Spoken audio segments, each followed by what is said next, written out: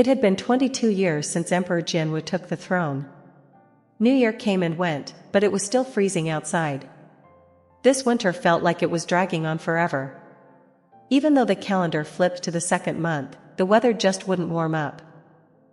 Last night it snowed again. By morning, the whole city was blanketed in white, with the red roofs and green tiles of all the cool buildings peeking through. In the eastern part of the city, there was the Ichuan Marquis Manor. An old female servant wearing a gray-brown coat hurried to the Jinning courtyard. She quickly crossed the doorstep, paused for a moment to catch her breath while leaning on a pillar, and then shouted in a worried voice, "Eldest young miss, there's bad news." A young servant girl with a tight hair bun lifted the curtain. She looked about 15 or 16 years old, which is a great age for a girl. But when she frowned and raised her eyebrows, she seemed very serious. "What are you doing making so much noise at this hour? Can't you see our miss is inside?" "Sister Lian Xiao, I have important news for you," Granny Xing shouted as she quickly walked into the room. "Miss, there's trouble." The eldest young miss had strict rules. Rough servant girls and older female servants, like Granny Zhang, were only allowed in the outer yard. Only second-class servant girls could enter the house, while the young miss's private room was reserved for first-class servants. When Lian Xiao saw Granny Zhing trying to enter the house, she became furious and quickly blocked the door. "How dare you? Don't you know the rules? Do you think you can just walk in as you please?" Lian Xiao was a first-class servant girl and highly trusted by the young miss. In this courtyard, she was well respected. Usually, Granny Xing wouldn't dare to challenge this little firecracker. But for some reason, today she dared to push back. She shoved Lian Xiao's arms aside and pleaded, "Sister Lian Xiao, this old servant has urgent news." "Lian Xiao." Lian Xiao immediately stopped when she heard the voice. Even the noisy Granny Xing quieted down and obediently knelt at the doorway. "Eldest young miss, this old servant truly has something important to report," she said respectfully. The interior of the house was lavishly decorated with intricate embroidery, exuding warmth like a perpetual spring, truly a scene of noble luxury.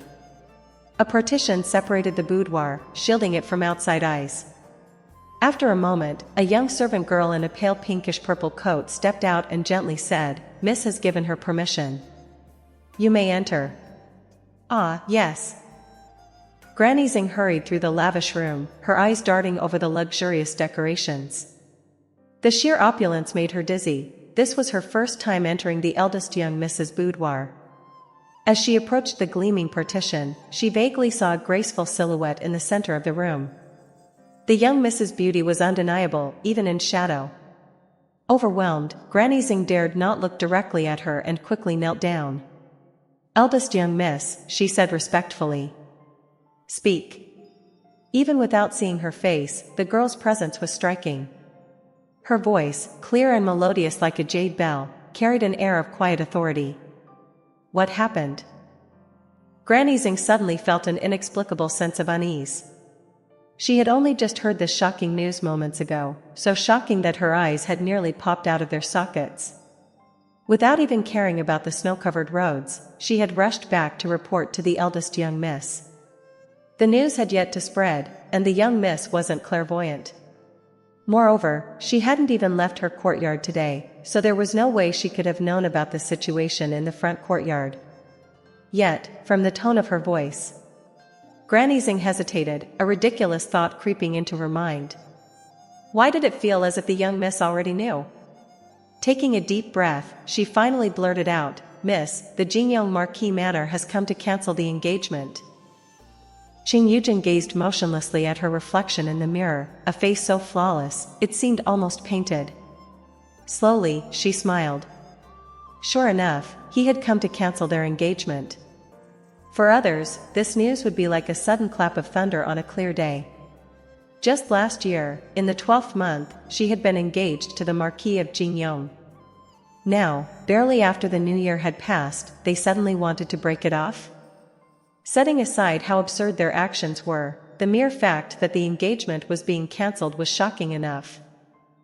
For a woman, even if the engagement was broken off due to the groom's fault, the consequences were still devastating. Her reputation would be severely damaged, making it difficult to secure a good marriage in the future. Granny Zheng was terrified. She had expected the young miss to be stricken with grief, overwhelmed by the shocking news.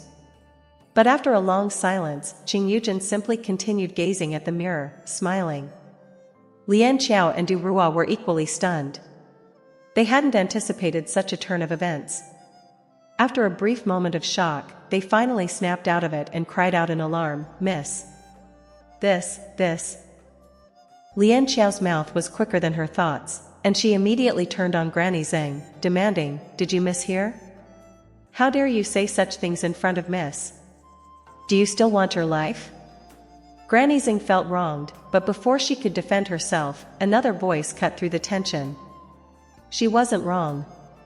"Miss?" Cheng Yujing calmly set aside the mirror. She was breathtakingly beautiful, and when she wasn't smiling, her beauty became even more striking, so mesmerizing it left others spellbound. She glanced at the snow outside the window, her expression serene, yet carrying a trace of inexplicable sarcasm. He really came. Cheng Yujing was the eldest young miss of the Yichuan Marquis manor. Her mother, the daughter of the Ning Wang, was titled Qingfu Junju, and her father was the Shitzi, heir, of the Yichuan Marquis title. Born as the eldest legitimate daughter of the main branch of a prestigious Marquis family, it was no exaggeration to say that she was born with a golden spoon. True to her name, Yujin, meaning excellent and brilliant, Cheng Yujing grew up to be the epitome of perfection in the eyes of many adults. By the age of 7, she was already literate. She excelled in chess, calligraphy, painting, and was also highly skilled in needlework. She was filial and obedient, embodying the ideal daughter. For the girls of her age, she was the standard by which they were measured, and just hearing her name made them feel inferior. Her life seemed so smooth and flawless, it almost felt like a storybook. Many people waited in the shadows, curious and eager to see what kind of man Cheng Yujing would marry. Would her life continue to be so perfect, or would the challenges of marriage change the course of her fate? Soon, they got their answer.